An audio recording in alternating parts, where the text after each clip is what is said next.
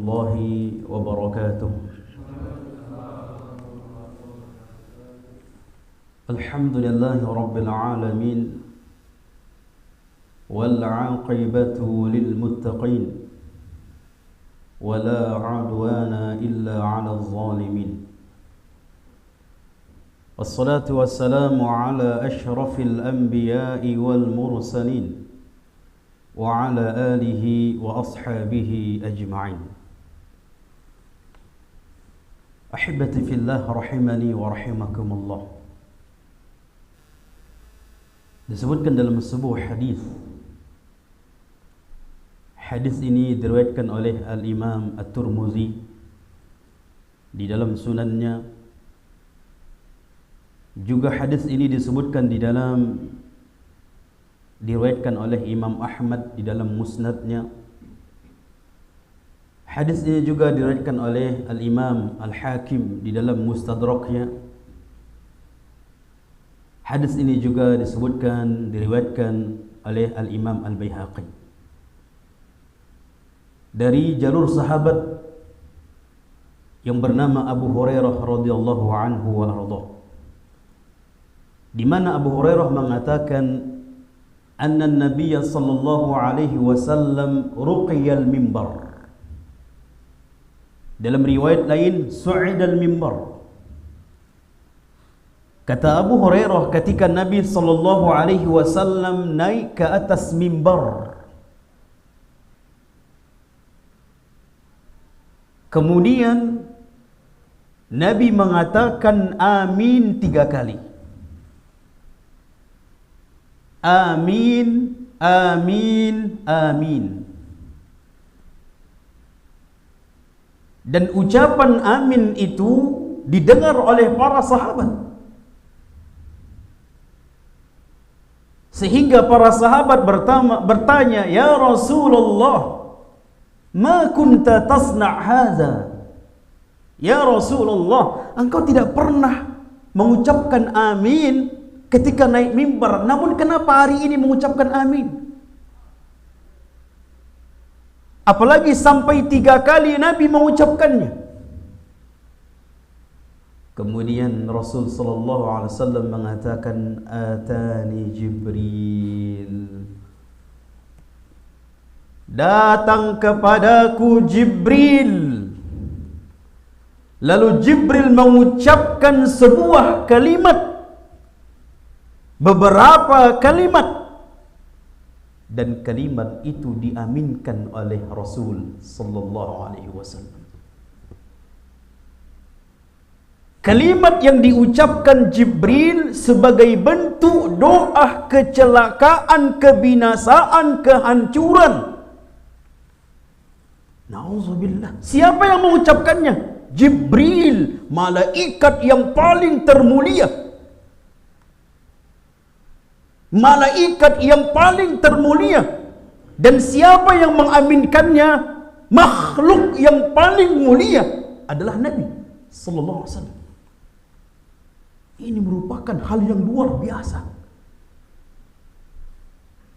Yang mendoakan kecelakaan, yang mengucapkan kalimat yang mengandung kebinasaan, lalu kalimat itu diaminkan oleh Rasul sallallahu alaihi wasallam, yang luar biasa. Ini membuat kita harus takut. Kalau mafia yang mengucapkannya, mungkin kita doanya tak dikabulkan tuh. Pemabuk yang mengucapkannya, yang ngomong celak kita.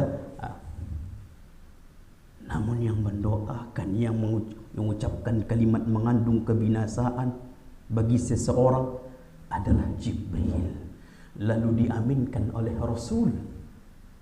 Apa tidak takut kita?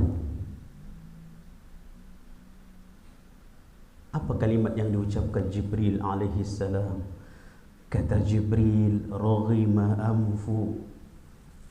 Celakalah seseorang, raghima anfu abdin. Celakalah seorang hamba, merugilah seorang hamba, binasalah seorang hamba.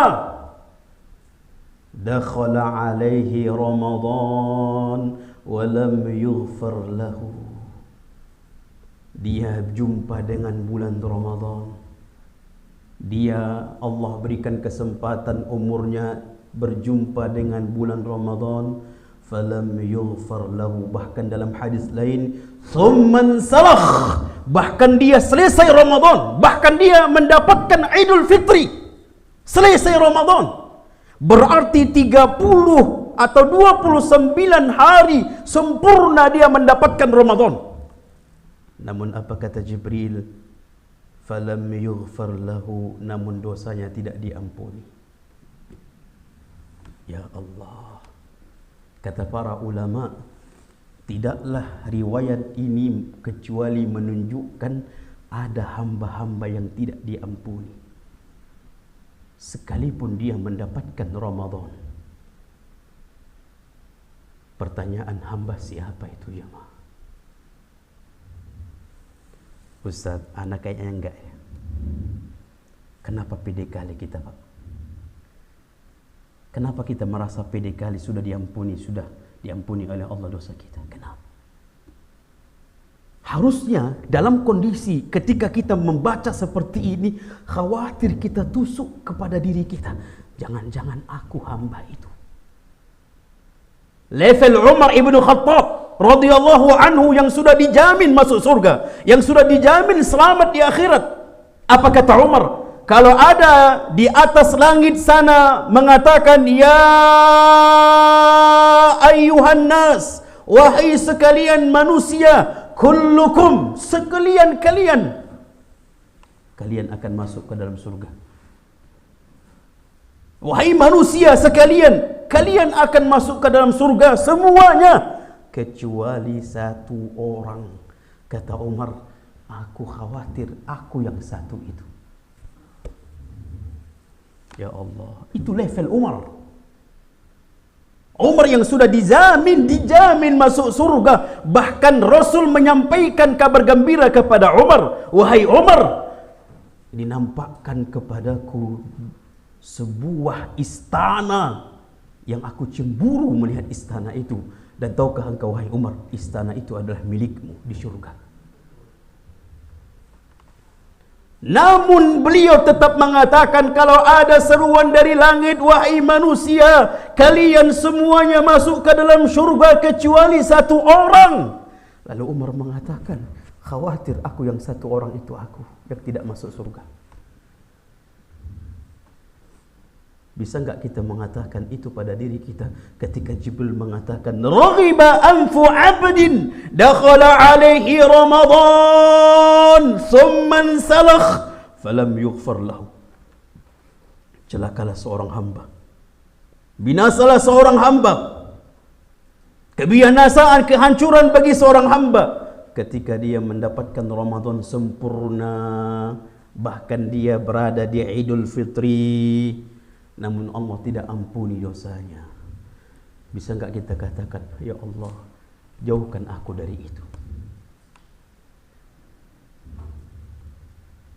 Siapa mereka? Merekalah yang tidak diterima puasanya.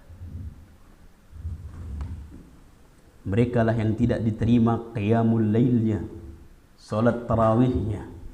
Merekalah yang tidak diterima mencari malam Lailatul Qadarnya. Mereka menghidupkan malam Lailatul Qadar tapi tidak diterima.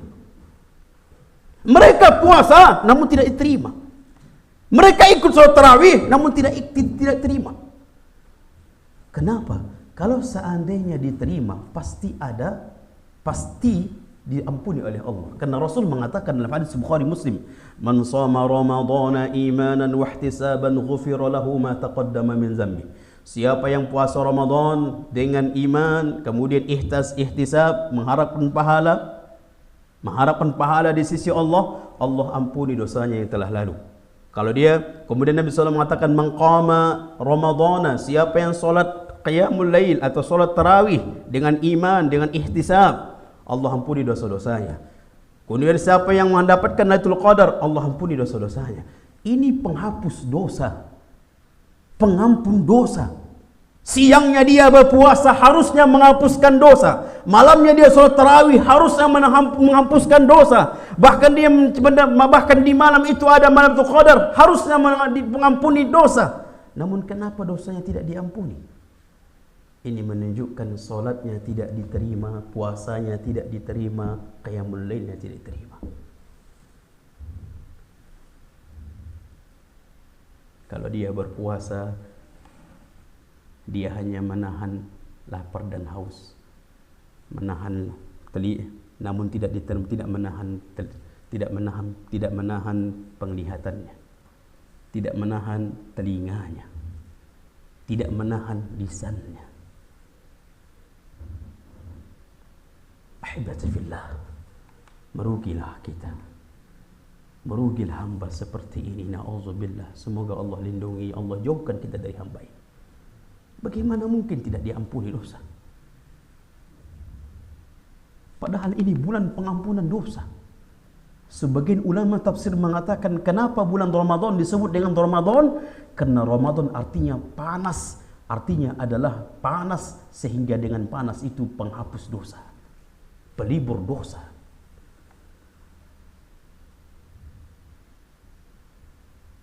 Maka hibati fillah, teruslah kita memohon ampun kepada Allah siang dan malam.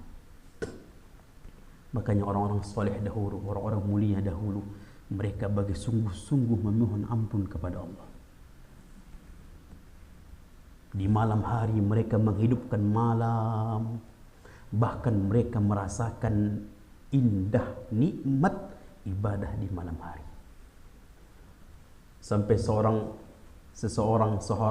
sahabat Nabi yang bernama Abu Darda.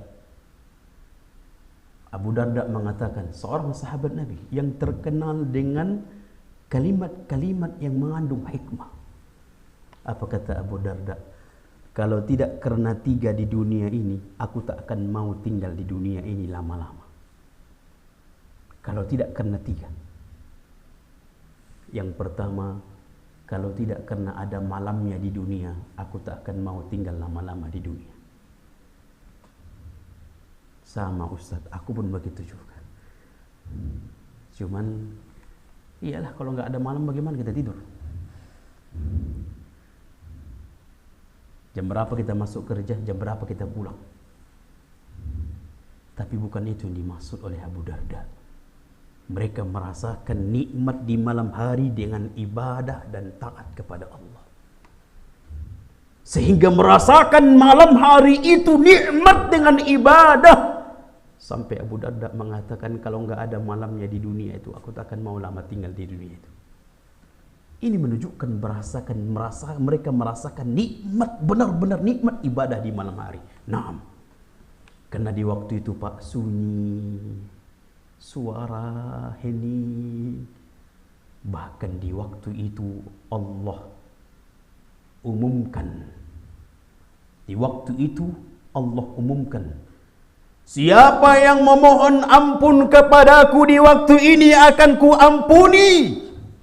Siapa yang berdoa kepadaku akan ustajabkan, akan ku kabulkan doanya.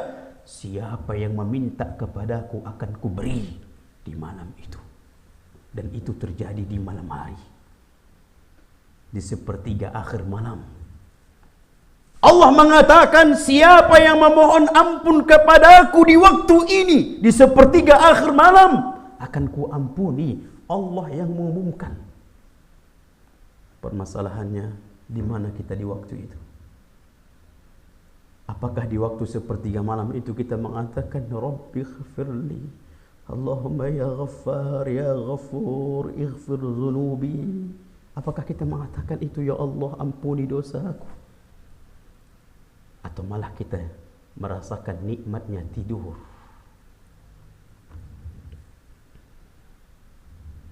Ini yang membuat orang-orang soleh merasakan nikmat. Di waktu itu mereka meneteskan air mata. Di waktu itu mereka memperpanjang solat, memperpanjang berdiri, memperpanjang rukuk, memperpanjang sujud. Subhanallah. Rukuk mereka, berdiri mereka dipenuhi dengan tetesan air mata. Rukuk mereka dipenuhi dengan tetesan air mata. Sujud mereka dipenuhi dengan tetesan air mata. Semua itu meminta ampun kepada Allah tujuannya. Ini menunjukkan betapa sungguh-sungguhnya mereka memohon ampun.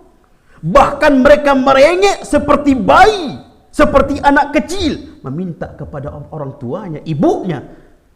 Begitulah mereka meminta ampunan kepada Allah dengan meneteskan air mata, harapan yang begitu penuh. Bukan main-main mereka. Karena ahibati fillah, kalau sudah dicabut nyawa kita, bisa enggak kita mohon ampun lagi? Tidak bisa. Di dunia inilah kita. Maka ahibati fillah, sampai seorang ulama besar Rabi' bin Khaitham, ketika putrinya bertanya, "Ya ayahku, wahai ayahku, kenapa engkau tidak tidur malam ini seperti manusia tidur?" Apa kata Rabi' bin Khaitham? "Wahai putriku, nerakalah yang tidak bisa membuat ayahmu tidur. Begitu mau pejamkan mata, teringat neraka. Begitu dia pejamkan mata, teringat diampuni atau tidak dosanya. Lalu itulah membuat mereka bangun, lalu memohon ampun kepada Allah, memohon masuk surga, memohon dijauhkan dari api neraka, sehingga mereka tidak bisa tidur." Tak ada ulama itu yang nikmat tidur, tak ada. Sebutkan satu ulama yang tidak solat malam, sebutkan, tak ada. Makanya Nabi SAW mengatakan, qiyamul lail, salatul lail, min da'bis salihin, ciri khas orang soleh. Sampai kata para ulama, kalau kita mengaku orang soleh namun tidak solat malam, dusta. Karena ciri orang soleh itu solat malam. Sebutkan orang-orang yang soleh yang tidak solat malam. Nabi solat malam, para sahabat solat malam, para ulama solat malam. Karena itu orang-orang soleh, ciri khas orang soleh. Di situ luar biasanya nikmat ibadah.